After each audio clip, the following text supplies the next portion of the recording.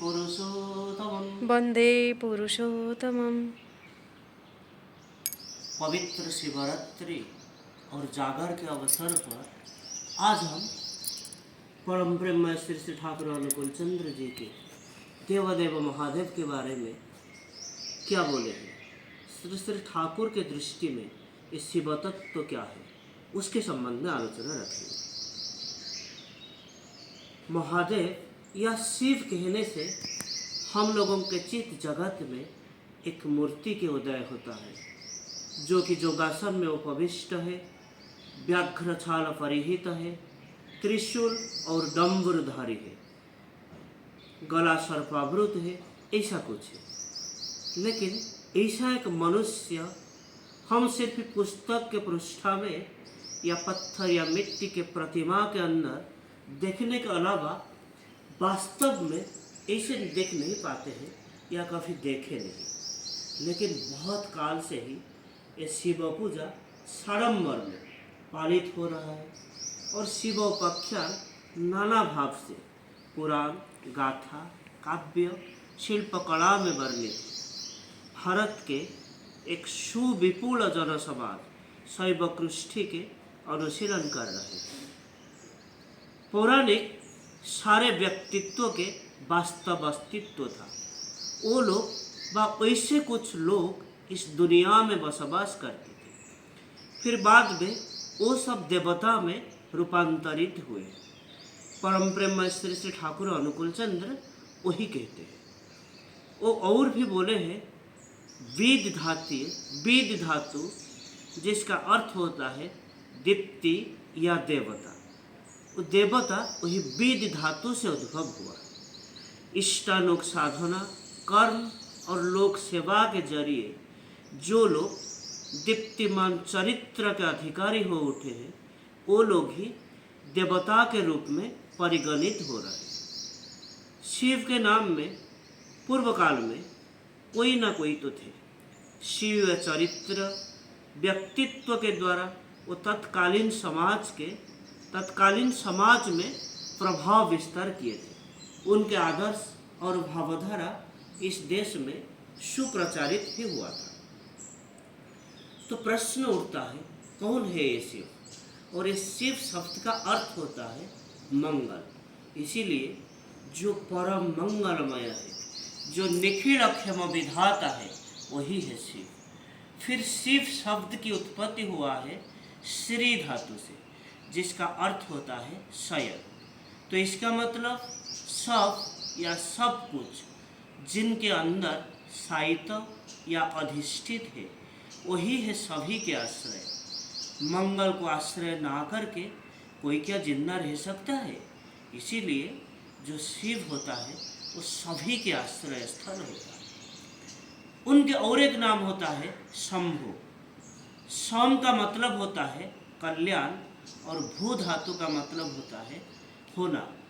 तो जो कल्याण रूपी होके हैं या मूर्त कल्याण, वही है शंभु। किस भाव से प्राणियों के कल्याण करना होता है, वह उनके आचरण में नियत प्रकाशित है। और एक कल्याण करने के पथ में अनेक रकम के बाधा विघ्न आके उपस्थित होता है। बहुत घात प्रतिघात आता है, क्योंकि श्रेयांसी बहुविघ्नानि, शुभ कर्म में शतेक बाधा उत्पन्न होता है। वो सब विरुद्ध शक्ति को जय करके शिव व्यक्तित्व जो है, वही उनके उद्देश्य को साधन करते हैं। संसार के नानाविध झड़झंझा को दे के अतिक्रम करके जो हलाहल की उत्पत्ति होता है, वो खुद ही ग्रहण करते हैं और इस जगत को विषमुक्त करके रखते हैं। इसीलिए वो नीलकंठ है, और वही होता है नीलकंठ के तात्पर्य। वो जीव के कल्याण चाहते हैं, अमंगल के विष में जैसे कोई जर्जरित ना हो, यही उनके लक्ष्य होता है। ये पृथ्वी में शिवमय व्यक्तित्व लेके जो पुरुष जब आविर्भाव होते हैं, उनके चरित्र वैसे ही होता है। वो होते हैं भूतनाथ, भूतेश या भूतभावन। और भूत कहने से हम बहुत सारे उद्भट चेहरा के मनुष्य तुल्य कुछ प्राणियों के बारे में सोचते हैं या समझते हैं, लेकिन वास्तव में वो नहीं होता है। भूत का मतलब जो कुछ हुआ है या हो गया है, अर्थात स्थावर जंगम जो कुछ है। प्राणी कुल किस भाव से सुस्त रहता है, अच्छा रहता है, वही जो करते हैं वही होते हैं भूतनाथ, वही होते हैं महादेव। इसीलिए वो भूतनाथ वो सभी के प्राण का देवता है। हर भूत को लेके उनके चल प्रचल या विचरण। महादेव के पास में हर वक्त दो अनुचर रहते हैं, नंदी और भृंगी। वो लोग कौन होते हैं? वो होते हैं दो शक्ति। नंदी शब्द की उत्पत्ति होता है नंद धातु से, जिसका मतलब होता है आनंद, और भृंगी आया है भ्रू धातु से, जिसका मतलब होता है भरण, पोषण और धारण करना। महाशक्तिशाली जो महादेव होते हैं, उनके अंदर ये दो महाशक्ति स्वतः स्फूर्त, उनके सानिध्य को जाकर मनुष्य निरावेल आनंद लाभ करता है, दुख कष्ट जय करने की शक्ति लाभ करता है, और यही होता है नंदी शक्ति।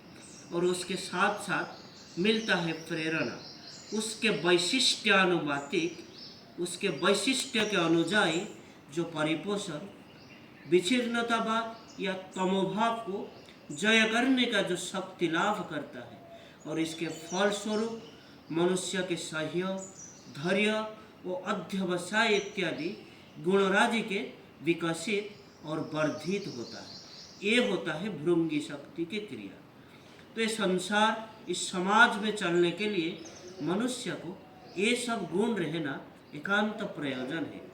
वो ना होने से जीवन में साफल्य नहीं मिलता।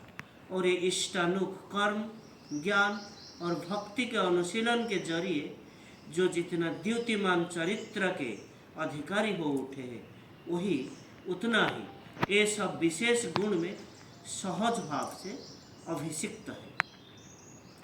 और हम लोग देखते हैं, किताब में पढ़ते हैं या नाटक आदि में देखते हैं, जो नंदी भृंगी, उनके काम होता है शिव के निकट में बैठ के भांग को बनाना। भगवान शिव को ये भांग खिलाने के साथ वो खुद परमानंद के जो सिद्धिपान करते हैं।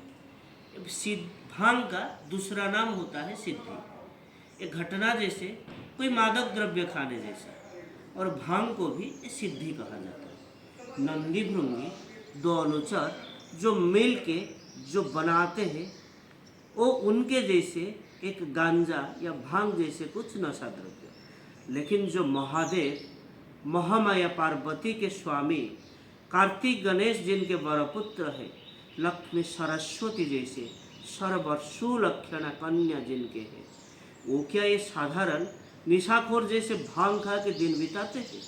प्रकृति में असल बात क्या पता है? जो पुरुषोत्तम श्री श्री ठाकुर अनुकूल चंद्र बोलते हैं, ये सिद्धि या भांग कोई मादक द्रव्य के नशा नहीं है। ये होता है कर्म में कृतार्थ होने का जो परमानंद और उसका जो आत्म प्रसाद। नंदी आनंददायी शक्ति और भृंगी भरण पोषणकारी शक्ति, ये दोनों के विहित व्यवहार और अनुशीलन के अंदर ही जगता है सिद्धि के सौंदर्य। और प्रकृत शिव वही व्यक्तित्व होते हैं सिद्धि के उत्सव। शिव चरित्र ही सिद्धि के आनंद उपभोग करता है। इसीलिए कवि भारत चंद्र महादेव के गुण कीर्तन प्रसंग में महामाया के मुख दे के बुलाए हैं, अति बड़ा वृद्ध पति सिद्धि रे निपुण। तो आज के लिए इतना ही।